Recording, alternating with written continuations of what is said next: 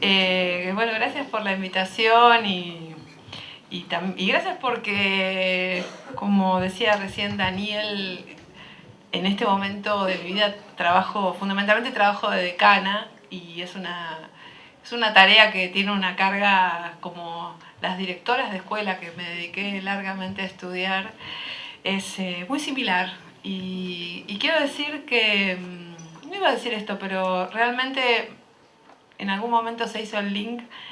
Si algo aprendí que me sirve para estar en este lugar del decanato, soy la primera mujer votada en la Facultad de Filosofía y Letras, además va a cumplir 120 años.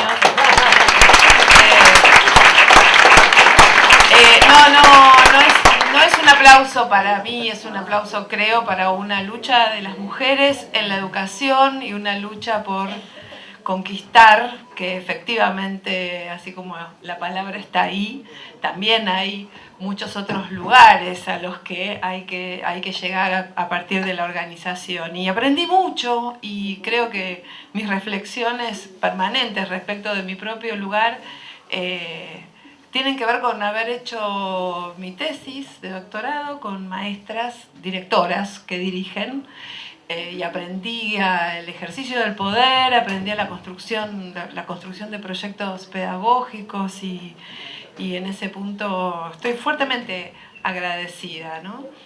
Y la segunda cuestión sí que quería también contar y de alguna manera otra referencia autorreferencial, que recién Daniel hablaba de esas maestras que escribíamos nuestra práctica, y de hecho con algunas amigas que sigo viendo, y hace más de, no sé, 40 años, no me acuerdo cuánto hace, 30 años, y formamos un grupo que se llamaba GAMI, y se llamaba Grupo Autónomo de Maestros Investigadores, y hicimos una revista, una publicación con una maestra que es Graciela Batallán, que nos marcó, y creo que a muchos y a muchas quienes estamos acá nos marcó, y creo que es bueno hacer honor a la historia. Creo que es feministamente bueno reconocer la genealogía de las maestras, que bueno, esas para mí son esas mujeres que me ayudaron, que me acompañaron, que me guiaron y que de alguna manera son el contexto que hace que pueda estar en este lugar.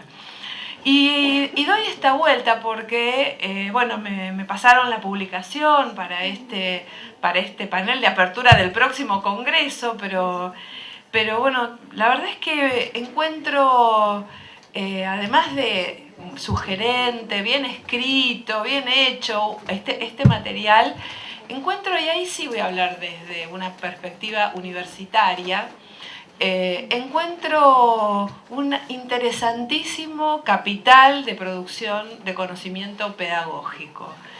Y este conocimiento pedagógico es el conocimiento pedagógico que necesitamos, además. Y lo digo porque nos estamos atravesando, bueno, además de todo este proceso electoral y empiojados, si los hay, ¿no? A nivel nacional y el reciente en la Ciudad de Buenos Aires. Hay debates que estamos transitando y que obviamente son debates que atraviesan nuestra práctica.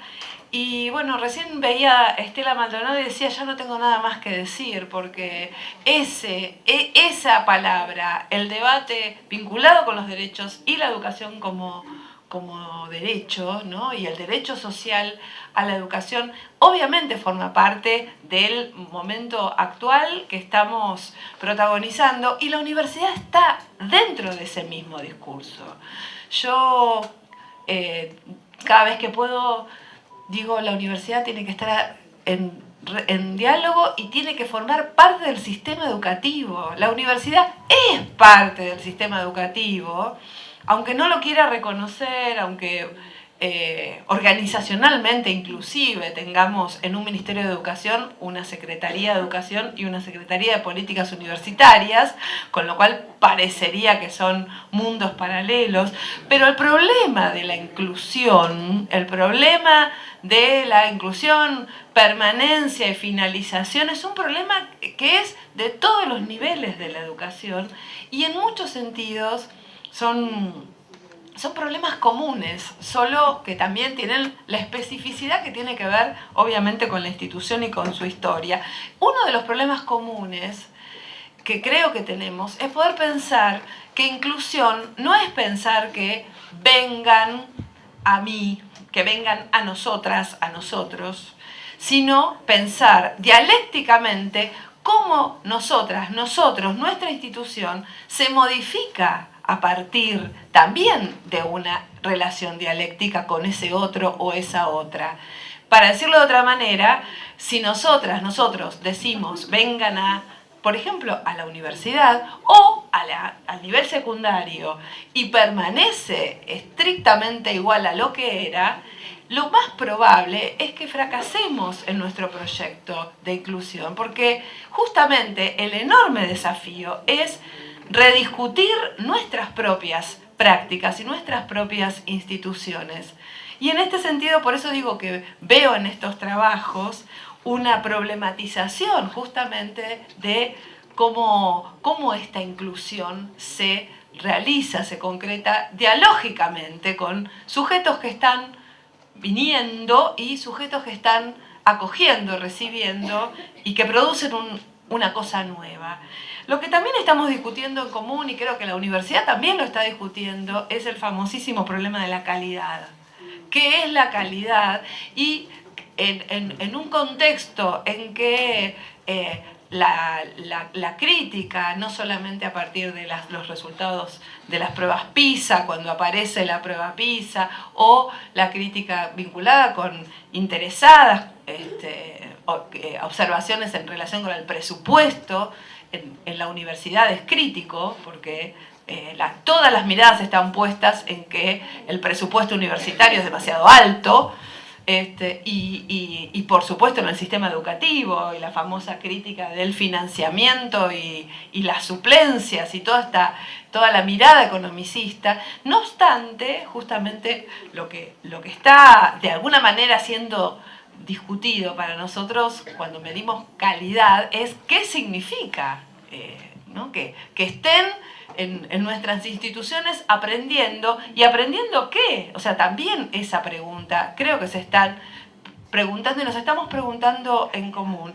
Y lo que veo en estos trabajos, y por eso digo que me parece que hay una reflexión pedagógica sumamente interesante, es como una interpelación a la relación pedagógica clásica que es un profesor, una profesora, una maestra o un maestro y un grupo de estudiantes, ¿no? Y lo que me parece ver es que ese colectivo, que es el que se hace cargo de las experiencias pedagógicas, de escribir, de narrar estas experiencias, de publicar estas experiencias, un colectivo permite que emerja la singularidad que muchas veces es necesario mirar para que podamos incluir. Y esto lo quiero seguir pensando porque realmente me parece que es bien interesante lo que aparece. Solamente como colectivo podemos dejar que emerja esa singularidad y poder pensar esos proyectos y respuestas que son mucho más locales y menos vinculados con una planificación y objetivos generales, que es una manera de pensar, ¿no? Yo les propongo que sigamos pensando a la igualdad, a esta posibilidad de construir experiencias de igualdad, pero como, digamos, ya no un docente y un grupo de estudiantes, sino más bien un colectivo docente y, obviamente, estudiantes grupo, pero también singularidades.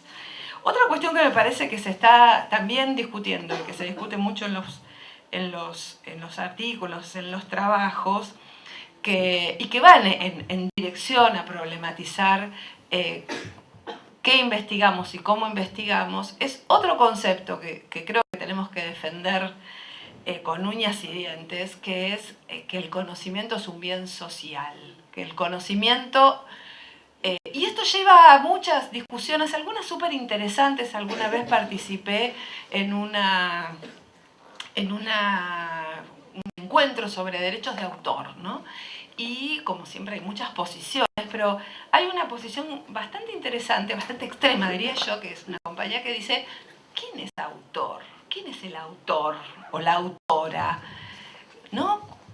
Hay una persona que escribe algo, que narra, bueno, discutamos como bien, digamos, pero ese autor o esa autora, lo que ellas dicen, y estábamos discutiendo obviamente la industria editorial, no estábamos discutiendo la voz propia, ¿no? Estábamos discutiendo que en la industria editorial el tema de los derechos de autor, mínimamente, y esto lo hemos conseguido, en el trabajo universitario, si vos tuviste una beca y tuviste la oportunidad en una institución universitaria de hacer tu posgrado, tu tesis es pública. Si después la querés publicar y una editorial se toma el riesgo de hacer un libro, etc., es otra cuestión. Pero la tesis, esto es un logro de los últimos años.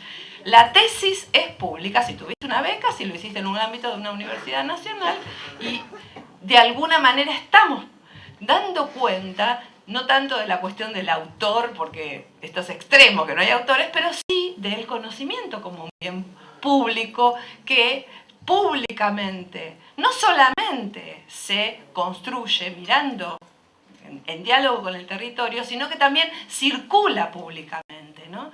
Y por eso también veo tanta potencia en estas producciones, porque además están puestas a disposición de otros y de otras. Entonces ya no es solamente la construcción de los problemas, de los temas, sino también la forma de circulación que están investigando, que están discutiendo.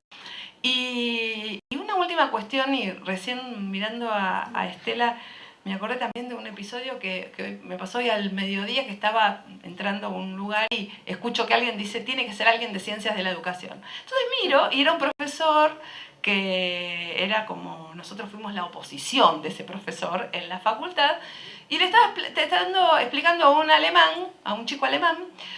Entonces me dice, ay, ¿cómo le va, profesor? ¿Qué tal? ¿Qué tal? Ay, qué suerte que está usted.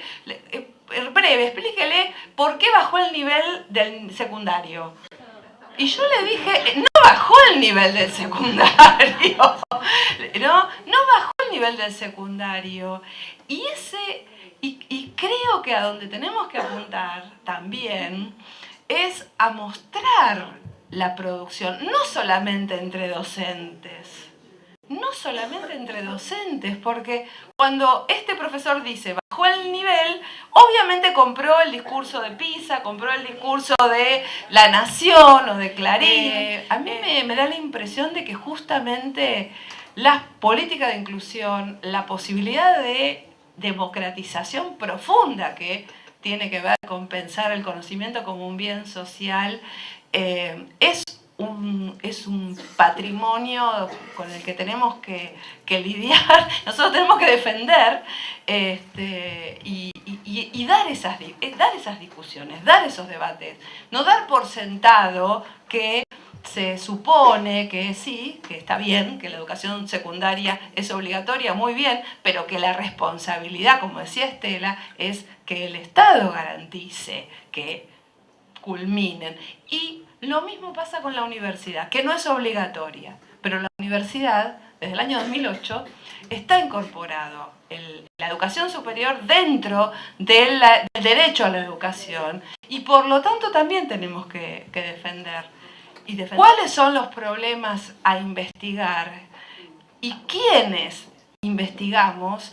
No puede no ser de manera conjunta, de manera colectiva, con equipos que tengan integrantes de todas las instituciones. Y pienso en la universidad, que desde una de sus funciones tiene la investigación y obviamente, como decía recién, la evaluación del trabajo docente, pero al mismo tiempo en la articulación de proyectos y de proyectos conjuntos, de proyectos compartidos, donde también haya, de hecho nosotras hicimos un proyecto con profesoras de escuelas secundarias, de desarrollo curricular.